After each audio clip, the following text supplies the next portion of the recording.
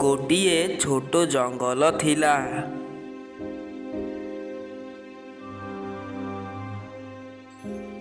ସେହି ଜଙ୍ଗଲରେ ଛୋଟୁକା ଆଉ ତା ଛୁଆ ସାଙ୍ଗରେ ରହୁଥିଲା। ସେଠାରୁ ଆଉ ଟିକେ ଦୂରରେ ମିନୁ ପକ୍ଷୀ ତା ଛୁଆ ସାଙ୍ଗେ ରହୁଥିଲା।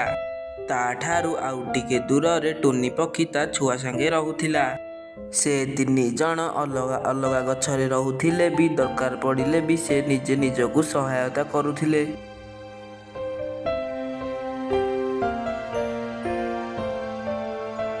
ଦୂରରୁ ଗୋଟିଏ ଛୋଟ ଶୁଆ ଉଡ଼ି ଉଡ଼ି ଆସିଲା। ଆଉ ସେ ଛୋଟ ଶୁଆଟିକୁ ଦେଖି ଛୋଟୁକା ଆଉ ତା ଉପରେ ଦୟା ଆସିଲା।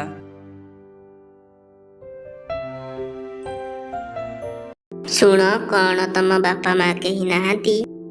ନାଇଁ, ମୋ ବାପା ନାହାନ୍ତି। ମୁଁ ଏକୁଟିଆ, ମତେ ଟିକେ ସାହାଯ୍ୟ କର। ଥଣ୍ଡାରେ ମୁଁ ବହୁତ ଥରୁଛି, ମତେ ଗୋଟିଏ ଜାଗା ଦିଅ। ତା କଥା ଶୁଣି ଛୋଟୁକା ଆଉ ବହୁତ ଦୁଃଖୀ ହେଲା ଆଉ କହିଲା, ତମେ ମୋ ଛୁଆଙ୍କ ସାଙ୍ଗରେ ରୁହ, ତମେ ମୋ ପୁଅ ଭଳି। ଏମିତି ସିଏ କହିଲା। ତା କଥା ଶୁଣି ଛୋଟୁ ଶୁଆ ବହୁତ ଖୁସି ହେଲା।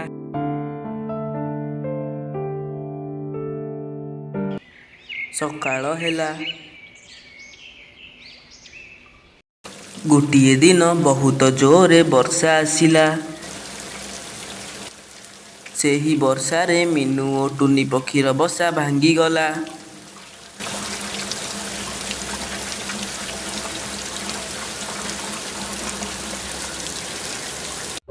ଆଉ ସେହି ଦୁଇ ଜଣ ତା ଛୁଆଙ୍କ ସହିତ ଉଡ଼ି ଉଡ଼ି ଛୋଟୁକାଉ ପାଖକୁ ଗଲେ।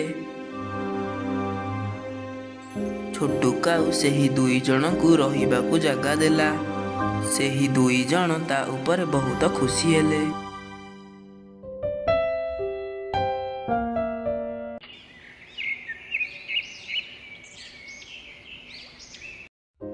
ସକାଳ ହେଲା। ବର୍ଷା କମିଯିବାରୁ ସେ ଦୁଇ ଜଣ ନିଜ ନିଜ ଛୁଆଙ୍କୁ ଛାଡ଼ି ଖାଇବା ଖୋଜିବାକୁ ଗଲେ। ଛୋଟୁକା ଆଉ ଛୋଟ ଶୁଆ ବି ଖାଇବା ଖୋଜିବାକୁ ଗଲା। ସେ ଚାରିଜଣ ନିଜ ନିଜ ଦିଗରେ ଉଡ଼ୁଥିବା ବେଳେ ଛୋଟୁକାକୁ ଦୂରରୁ ଗୋଟିଏ ଚିଲ ଦେଖାଗଲା। ସେ ଚିଲ ମୋ ବସା ଆଡ଼କୁ କଣ ପାଇଁ ଯାଉଛି? ସେଠି ଛୋଟ ଛୁଆ ଅଛନ୍ତି, ସେ ଛୁଆଙ୍କୁ ମାରି ନ ଦିଏ। ତମେ କୁଆଡ଼େ ଯାଉଛ? ମୁଁ ଯାଉଛି ଶିକାର ଖୋଜି। ମୋ ବସାରେ ମୋର ଟୁନି ଓ ମିନୁ ପକ୍ଷୀର ଛୁଆ ଅଛନ୍ତି, ଦୟାକରି ସେଠାକୁ ଯିବ ନାହିଁ। ଏମିତି କେମିତି ହେବ? ମୋତେ ଆହାର ନ ମିଳିଲେ ମୁଁ କଣ କରିବି? ମୋ ବସାରେ ମୋର ଛୁଆ ଆଉ ମୋ ସ୍ତ୍ରୀ ଅପେକ୍ଷା କରିଛନ୍ତି।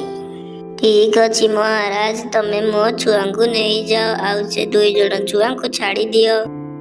ଏମିତି କହି ସେ କାନ୍ଦି ପକାଇଲା ଆଉ ଚିଲ ତା କଥାରେ ରାଜି ହୋଇଗଲା। ଆଉ ତାପରେ ସେ ଉଡ଼ି ଉଡ଼ି ଯାଇ ତା ବସା ପାଖରେ ପହଞ୍ଚିଲା। ଚିଲ ମହାରାଜ, ଶେଷ ଥର ପାଇଁ ମୁଁ ମୋ ଛୁଆଙ୍କୁ ଖାଇବା ଖୁଆଇବାକୁ ଚାହୁଁଛି। ଏମିତି କହି ସେ ତା ଛୁଆଙ୍କୁ ଖାଇବାକୁ ଦେଲା। ସେ ତା ଛୁଆକୁ ଚିଲ ହାତରେ ଦେଲା।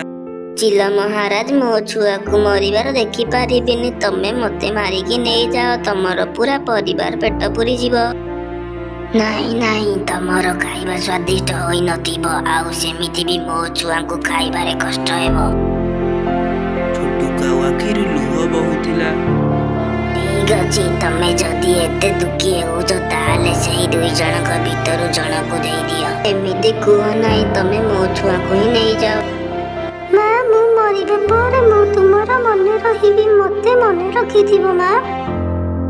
ହେ ଭଗବାନ, ଏମିତି ଅବସ୍ଥା କାହା ମାଆକୁ ନ ଆସୁ। ଦେଖ, ମୋ ପୁଅ ଜୀବନ ଯାଉଛି, ପଛେ ଦୁଃଖୀ ହୁଅ ନା। ସେଥିପାଇଁ ତମେ ତମ ଭାଇମାନଙ୍କୁ ଜୀବନ ରଖିଲ।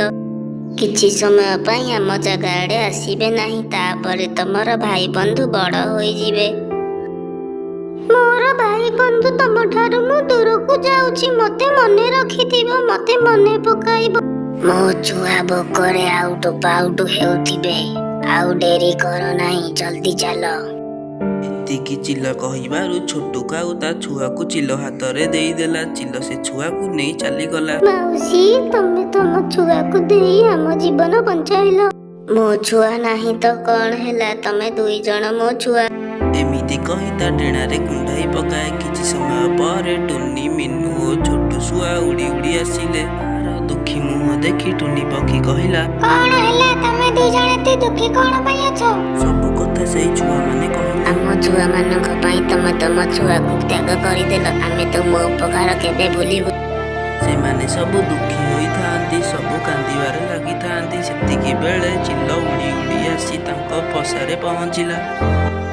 ମୋ ସ୍ତ୍ରୀ କହିଲା ତାକୁ କନ୍ଦେଇକି ଆକୁ ଖାଇବା ଠିକ୍ ହେବନି, ପାପ ଲାଗିବ। ତୁମକୁ ମୁଁ ବହୁତ ଦୁଃଖ ଦେଲି, ମୋତେ କ୍ଷମା କରିଦିଅ। ଆଉ ସମସ୍ତେ ଚିଲ ଉପରେ ବହୁତ ଖୁସି ହେଲେ। ଆଉ ଚିଲ ସମସ୍ତଙ୍କୁ ଭୁଲ ମାଗିଲା ଆଉ ସେଠାରୁ ଚାଲି ଆସିଲା। ଛୋଟୁ କାଉର ଛୁଆ ଆସିବାରୁ ସେ ସବୁ ବହୁତ ଖୁସି ହେଲେ ଆଉ ସମସ୍ତେ ଖୁସିରେ ରହିଲେ। ଏଥିରୁ ଆମେ ଶିଖିଲୁ ଯେ ଅନ୍ୟକୁ କନ୍ଦେଇ କେବେ ଖୁସି ହେବା ନାହିଁ। ଆମ ଭିଡ଼ିଓ ଦେଖୁଛନ୍ତି ହେଲେ ଲାଇକ୍ ସେୟାର ସବସ୍କ୍ରାଇବ୍ ବିଲକୁଲ ବି କରୁନାହାନ୍ତି। ତ ଜଲ୍ଦି ଆମ ଚ୍ୟାନେଲକୁ ଲାଇକ୍ ସେୟାର ସବସ୍କ୍ରାଇବ୍ କରିଦିଅନ୍ତୁ। ନହେଲେ ନୂଆ ନୂଆ ଭିଡ଼ିଓ ଆସିଲେ ଆପଣ ଦେଖିବେ କେମିତି। ତ ଜଲ୍ଦି ଆମ ଚ୍ୟାନେଲକୁ ଲାଇକ୍ ସେୟାର ସବସ୍କ୍ରାଇବ୍ କରିଦିଅନ୍ତୁ।